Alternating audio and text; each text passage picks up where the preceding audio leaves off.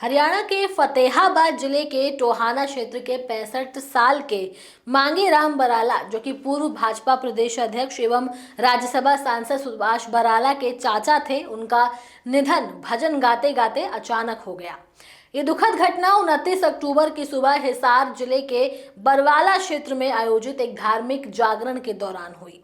चलिए समझते हैं पूरा घटनाक्रम विस्तार से। मांगेराम बराला अपनी धार्मिक प्रवृत्ति के लिए जाने जाते थे और वो इस जागरण में अपनी पत्नी सावित्री देवी के साथ शामिल हुए थे। बताया जा रहा है कि ये कार्यक्रम उनके दूर के रिश्तेदारों के घर आयोजित किया गया था।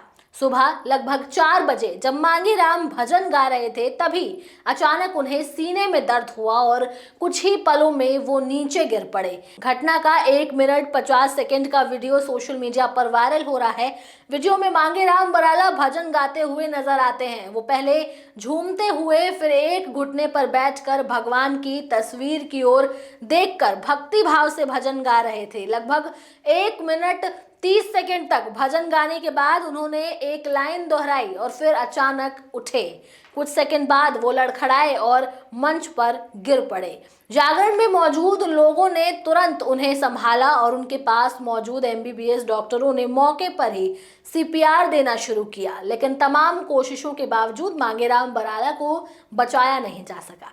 जैसे ही खबर फैली, जागरण का माहौल गमगीन हो गया और पूरे कार्यक्रम को वहीं रोक दिया गया। मांगेराम बराला का जीवन अनुशासित और धार्मिक था। उनके बेटे जिले सिंह बराला ने बताया कि पिता रोजाना सुबह 4 बजे उठकर साइकिलिंग, योग, व्यायाम और ध्यान करते थे। वो अपने स्वास्थ्य को लेकर बहुत सजग रहते थे। हर सुबह लगभग 8 से 10 किलोमीटर साइकिल चलाना उनकी दिनचर्या का हिस्सा था। जिले सिंह के अनुसार उनके पिता न केवल फिटनेस प्रेमी थे, बल्कि धार्मिक यात्राओं में भी सक्रिय रूप से भाग लेते थे।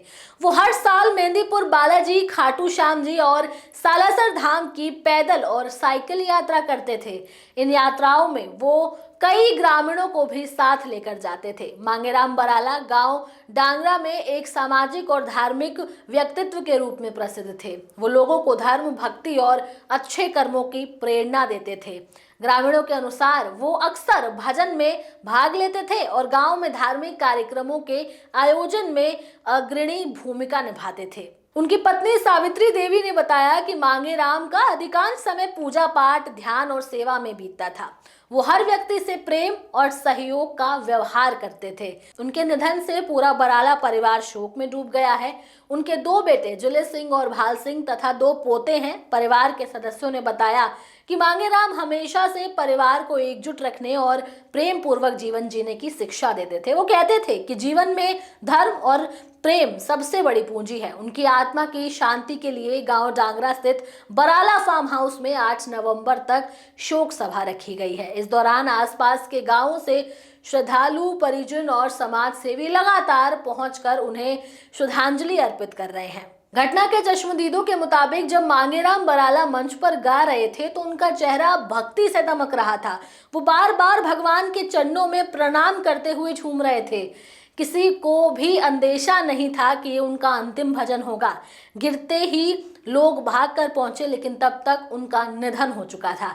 स्थानीय लोगों ने बताया कि भले ही ये घटना दर्दनाक है, लेकिन उन्होंने अपने जीवन का अंत उसी तरह किया जैसा वो हमेशा चाहते थे, भगवान के नाम का जप करते हुए। गांव डांगरा में जब मांगेराम बराला के निधन की खबर पहुंची तो हर कोई स्तब्ध रह गया। पूरे गांव में शोक की लहर दौड़ गई। ग्रामीणों ने कहा कि वो सच्चे धार्मिक व्यक्ति थे, जिन्होंने अपने जीवन को भक्ति और समाज सेवा को समर्पित किया। मांगेराम बराला का अंतिम संस्कार उनके पैतृक गांव डांगरा में किया गया, जहां सैकड़ों लोगों ने नम आंखों से उन्हें विदाई दी। कई लोगों ने ये बात कही कि वो हमेशा ऐसा चाहते थे कि जब वो इस दुनिया से विदा लें तो भगवान का भजन करते हुए लें। ठीक वैसा ही हुआ। बहरहाल इस खबर में इतना ही। ये खबर आप लोगों को कैसी लगी, आप हमें कमेंट सेक्शन में ज़रूर बताएं।